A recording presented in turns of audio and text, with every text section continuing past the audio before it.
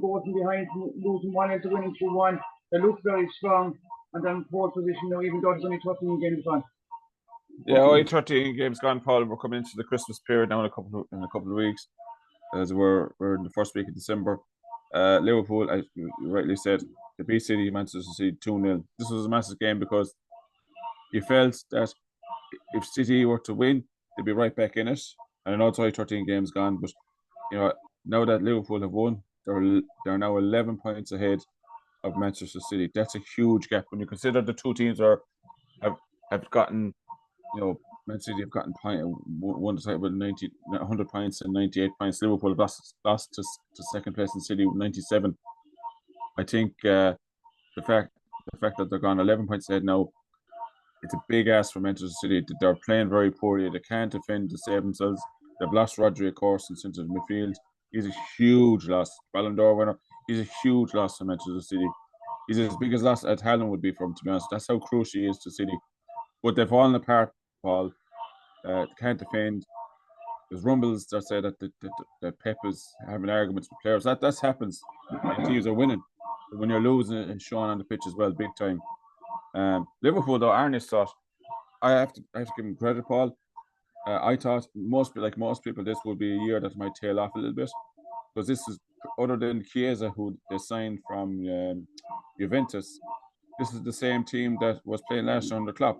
But I do think, though, he's a calm man. His demeanour is very calm. He doesn't look for the limelight. I think Klopp was all, with Klopp, I think it was all very intense. He just gets on with the job. And I think that's something that probably these Liverpool players needed. I think it was all emotional helter-skelter with Klopp. This guy is the complete opposite. He was never going to copy Klopp, and I think that's the right way to go about it. He just made a few adjustments. Liverpool aren't as, I think there was a phrase, heavy metal football under Klopp. I think they're much calmer. I think they're even defending better. Mo Salah has been brilliant this season. Now, to be fair, I suppose he's trying to play for his contract. He's trying to stay at the club. He wants to stay at the club, and I suppose the best way to stay at the club is do your talking on the pitch. But they haven't offered him a new contract. There's 3 players for Liverpool that are out of contract in the summer, and they're probably the 2 best performers, Van Dijk and Salah. So Liverpool are tipping away nicely, and City, you could say City. I think it was always going to be hard for them to win 5 in a row, Paul. I think they did for 4 in a row, something even Sir Alex didn't even do with Manchester United. They won the treble 2 years ago. They've won a domestic treble, of course, even before COVID. They've done it all, Paul. And I felt this year there was going to be a setback. But I didn't see it being as bad as this. Now, obviously, in the past, they've had a few slow starts to the season, and they've picked up after Christmas. But they're giving themselves far too much to do, I think, at this stage.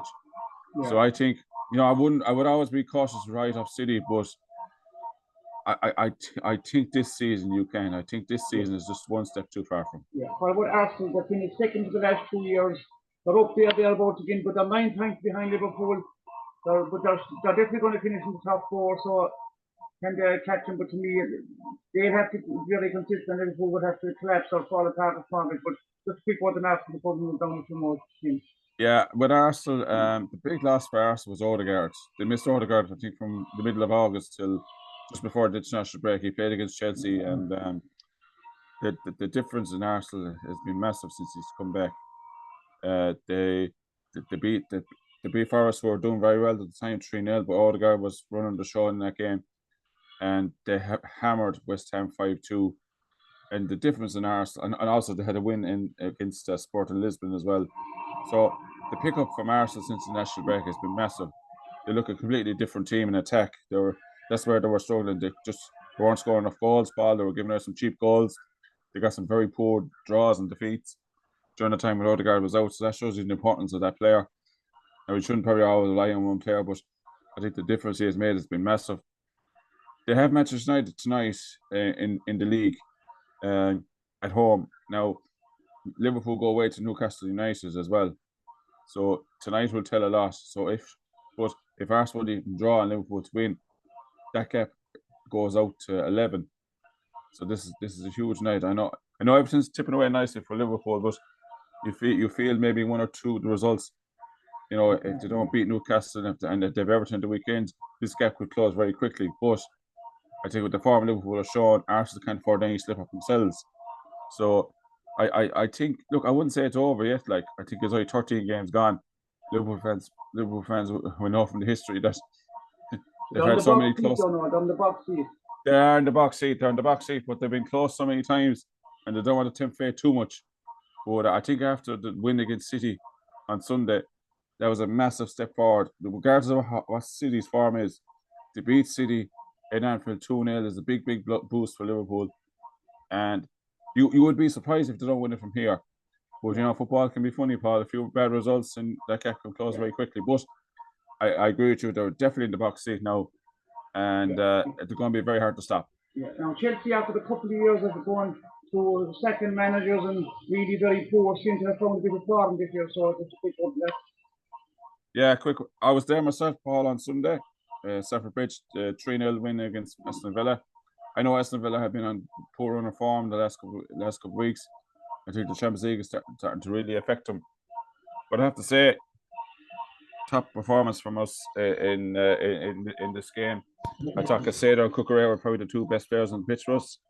We took our goals very well. Got an early goal out, settled the team down, settled the crowd down. And I thought there was 1-2 chances for Molly Watkins in the first half where he could have, probably shouldn't better, but I thought we controlled it very well. Got a great goal from Cole Palmer, who's been off a bit of form lately in the last couple of weeks. But I thought he scored a brilliant goal. Didn't have his best game on Sunday, to be honest with you.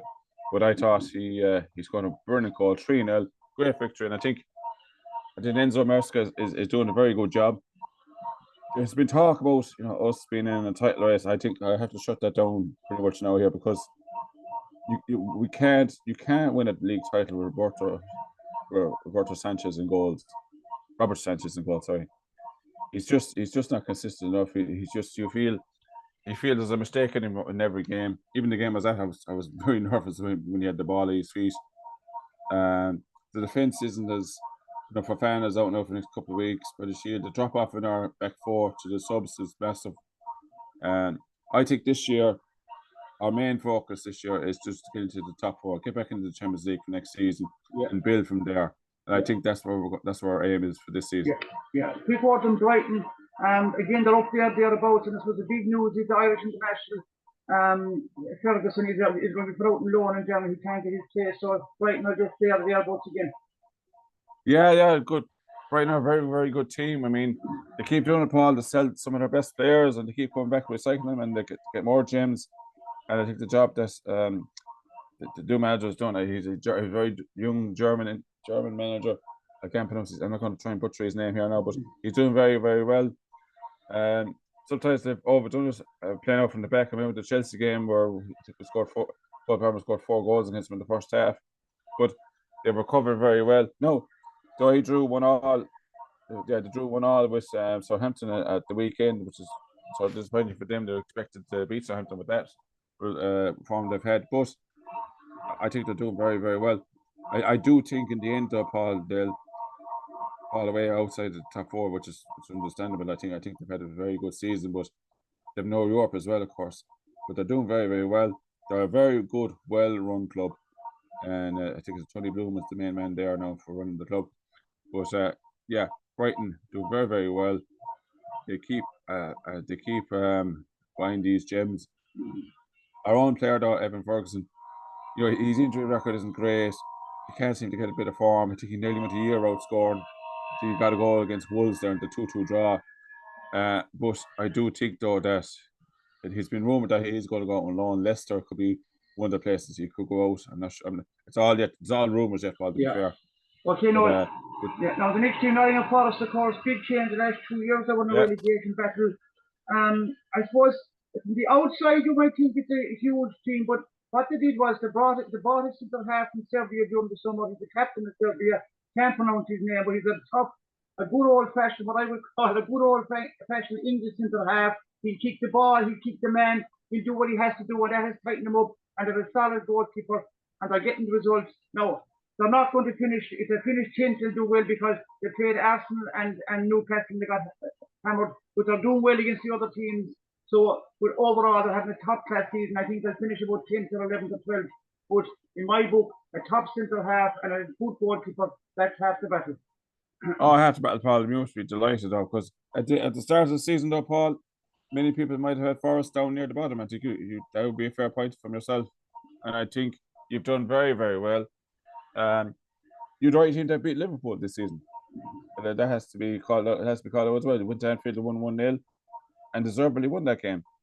You went to Stamford Bridge as well and drew 1-1 when you could have won that game as well. So you've had a good season. Obviously, the last couple of results, the way hammering to Arsenal and the home loss to Newcastle was big setbacks. But I think Chris Wood's having a fine season. He's a good old fashioned centre half, big, strong, can get his headers and get his penalties. He's a good professional, good journeyman, as I say. And I think you got some good young players, Ilanga and Hudson-Odoi and other players there, and some players in midfield as well. Yeah, you've a good balance of the squad. And I think Nuno is doing a very, very good job, because all season, last season, of course, they were down near the bottom. It was all about a rescue act, and I think Nuno has to be given credit. He's got a settled, balanced squad there now between defence and attack. Your home form is pretty good. Your away form is actually very good too. So yeah, to have won 6 games and now you lost, was it 3 games? I think for Nottingham Forest, if you definitely would have been taking that, Paul, after 13 games after last season, I'm sure. Yeah, we'll finish up now just on Manchester United. They had a terrible start to the season. They won the FA Cup in May. They didn't. I don't know what happened over during the summer, but they had a terrible start. The manager was getting. They sacked the manager, and lo and behold, surprise, surprise! You look at the form book. The last 4 matches, 2 wins and 2 draws. So to me, that's a bad sign. As soon as you sack the manager, the players pick up form. But look, it's what it is. But they're professional players. They blame the manager. And once he's gone now, they're playing and they're. So what do you thought? Just finish up on that. Yeah, Ten Hag, like many people felt he was on borrowed time. Many people felt the FA Cup win was right and they kept him in the job, and I think that's fair. They've got this new man, Ruben Amorim. He's a good young manager. He did very good work with Sporting Lisbon.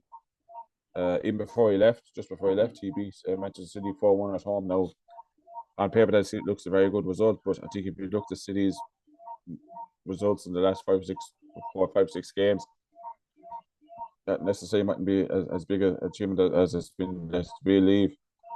I think he's a good young manager. I think he will get a tune on Manchester United. Though, if Manchester United can get on a run, I think they have a good chance of being in contention for the top 4. They're 6 points off it. They've got Arsenal tonight. It'd be interesting to see how they do. If they're up, I think it's very poor to say if they're up for it. If they're up for it and if they want to do a battle against Arsenal, I think they're capable of getting a result tonight away from home. I know it's away from home at Emirates, but this, United are capable of getting a draw. That's the thing. They're such a funny team. They can lose big games against the teams you expect them to beat, but they can always sometimes turn up in games that you don't expect them to win. So I think he deserves time. The new manager at United, he has to weed out the bad folks, get them out.